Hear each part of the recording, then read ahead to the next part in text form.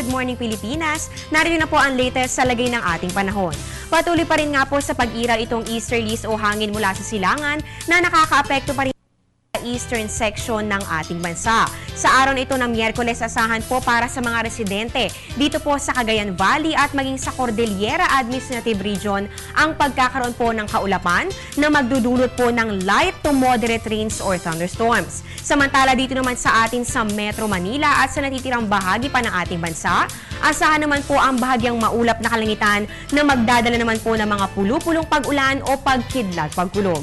At tulad nga po ng nabanggit ko kanina, merong pagkakaiba ang mga kaulapan na nabubuo kapag ganitong tag-init na panahon. Ayon po kay Mr. Samuel Duran, weather forecaster ng Pag-asa, meron po tayong tinatawag na summer clouds. Kapag umaga ang tawag po sa nabubuong ulap ay cumulus humilis. Ito po ay mga maliliit na patches of clouds na nakikita natin sa umaga. At ngayong umiiral naman po ang easterlies o hangin mula sa silangan nga, lumalaki po ito kapag tanghali na at tinatawag naman natin na cumulus congestus. Kapag naman naging unstable pa rin po ang ating atmosphere pagsapit ng hapon, dito na buo ang mga thunderclouds na nagdudulot naman ng thunderstorm sa hapon o sa gabi. Kaya ito rin po ang kasagutan sa mga nagtataka dyan kung bakit sa hapon po madalas umuulan. Mas nade-develop o mas nagmamature po kasi ang mga kaulapan kapag ganitong mga oras na. Inaasahan naman po na tataas pa ang ating mga temperatura sa mga susunod na araw dahil itong buwan na ito po ng Abril ay itinuturing rin na hottest month of the year.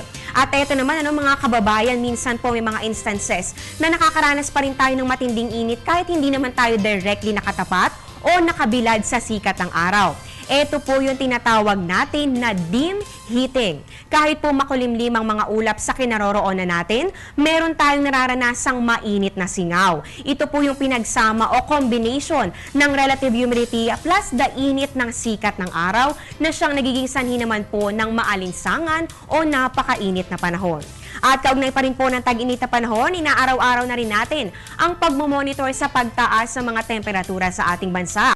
Ito na po ang top 5 hottest temperature kahapon, araw po ng Martes, April 9, 2013. Nangunguna po dito ang Tuguegarao City na may 35.5 degrees Celsius at sinusundan naman po ito ng Cabanatuan City na meron pong 33.7 degrees Celsius. Sumunod naman po ang Dagupan, 33.6 degrees Celsius at dito naman po sa may Sangley Point, Cavite, yan po ay 33.5 degrees Celsius at sa Science Garden, Quezon City, dito po yan sa atin sa Metro Manila, yan po ay 33.4 degrees Celsius. At yan ang latest mula dito sa Pag-asa. Abangan niyo po ang susunod kong update mamaya po sa Good Morning Boss. Ako po si Amor La Rosa. Magandang umaga.